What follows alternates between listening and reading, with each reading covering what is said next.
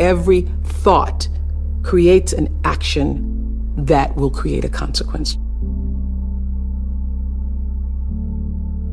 There are a lot of things that are beyond our control. But what you do have control over is how you react to whatever happens in your life.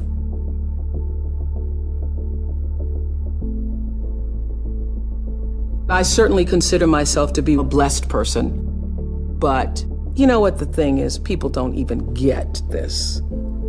The chances of coming out of Mississippi in 1954, let's paint that picture, will you? Mississippi, in the time I was born, was the most racist state in the United States. You don't want to be caught after dark if you're a black person in Mississippi. It had absolutely no regard for your humanity. Didn't even think you were human. The fact that I could be born at that time and now do what I do, am who I am, live where I live, is the most extraordinary story I can ever imagine. I don't know anything more extraordinary. Who I am was defined for me at a very early age.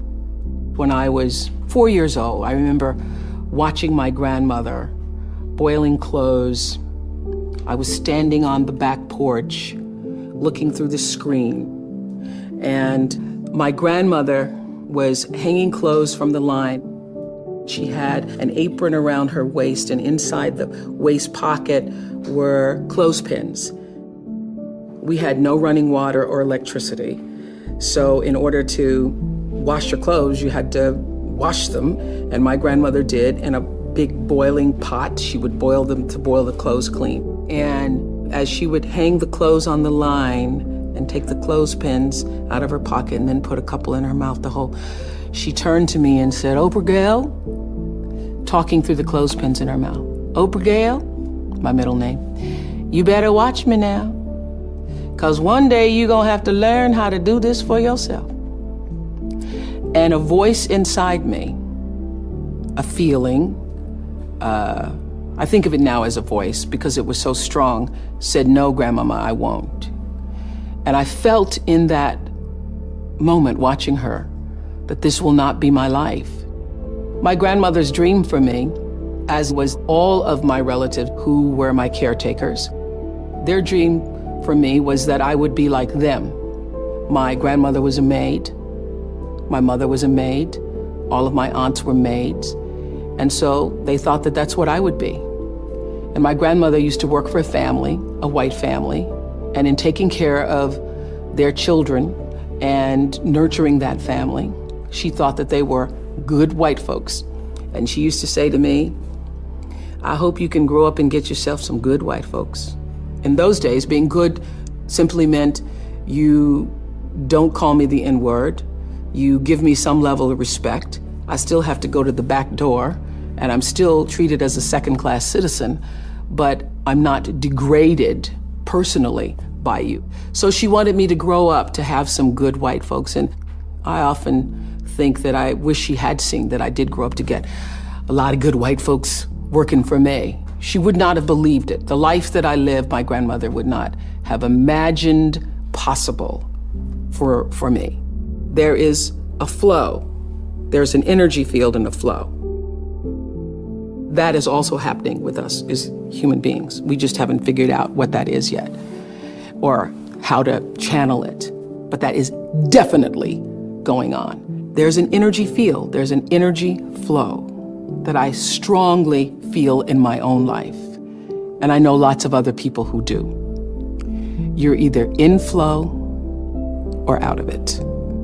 And if you're in flow, it's like this. It's like this. All the time, it's like this. It's like flowing with the stream. And the flow is in direct proportion to the center of yourself, where God abides, where universal energy abides, where the divine within you abides. How far you are from the center, from the divineness of yourself, from your connection to source energy, that which created you, is how out of sync you are with your life, regardless of what you call it. When you can align with that, nobody can touch you. Gary Zukov calls that authentic power. In his book, Seed of the Soul, he says, when your personality comes to serve the energy of your soul, that is authentic power. And that's the only real power there is, because you're going to lose everything else. I don't care how beautiful you are. One day, your breasts are going to sag and your eyes are going to bag and you're not going to be as beautiful. And it doesn't matter how much Botox and how many times you get yourself pulled up and how many hairdos and how many makeovers or what you do, that doesn't last. It's just like the most beautiful flowering tree. Everything passes and it's time. It doesn't matter how much money you have, how much power you have, how high you sit on the Forbes list, how many times you make the most influential lists. All of that changes. All of that changes. But what is real, what is lasting, is who you are and what you were meant to bring. What is the gift you were meant to give? And nobody can take that away from you.